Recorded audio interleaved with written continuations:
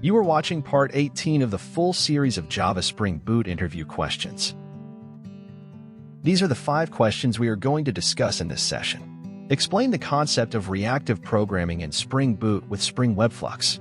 How does Spring Boot integrate with Apache Kafka for event-driven architectures? Describe the purpose and usage of Spring Boot's caching abstraction. How can you perform database migrations in a Spring Boot application using Flyway or Liquibase?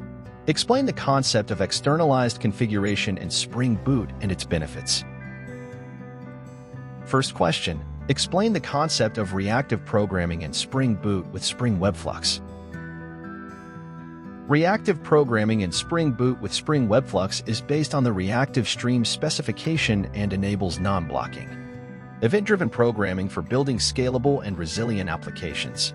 Spring WebFlux provides an alternative to the traditional servlet-based programming model and allows developers to handle requests asynchronously using reactive types like mono and flux. This approach is well-suited for handling high concurrency and building reactive systems that can handle a large number of concurrent connections with limited resources.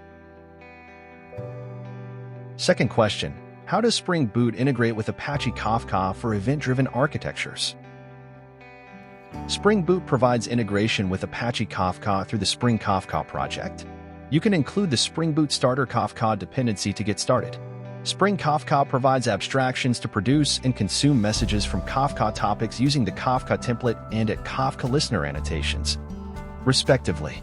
Additionally, Spring Kafka integrates with Spring Boot's auto-configuration to simplify the configuration of Kafka-related properties. Third question, describe the purpose and usage of Spring Boot's caching abstraction. Spring Boot's caching abstraction provides a convenient way to cache the results of expensive operations, reducing the response time and improving application performance. By using annotations like @cacheable, @cacheput, and @cacheEvict, you can easily cache method results based on specified cache names or keys. The caching abstraction supports various cache providers, such as Redis or Cache, and can be easily configured using the application's properties file. Next question, how can you perform database migrations in a Spring Boot application using Flyway or Liquibase? Include corresponding dependencies, Flyway core or Liquibase core, to perform database migrations in a Spring Boot application using Flyway or Liquibase. By placing the migration scripts in the class path src/main/resources/db/migration, Flyway or Liquibase will automatically execute the scripts during application startup. These migration scripts allow you to manage database schema changes, versioning, and data initialization in a controlled manner.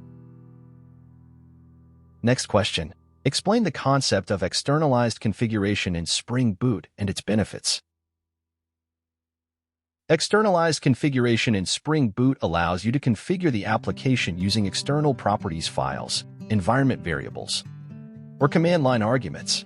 This approach decouples the application configuration from the code, making it more flexible and easier to manage. The externalized configuration enables the application to be deployed in different environments without modifying the code. Spring Boot provides a standardized and flexible way to read and use these external configurations. Hope you have learned something and feel confident to answer the questions we discussed so far. Here's the list of questions that will be discussed in the next session.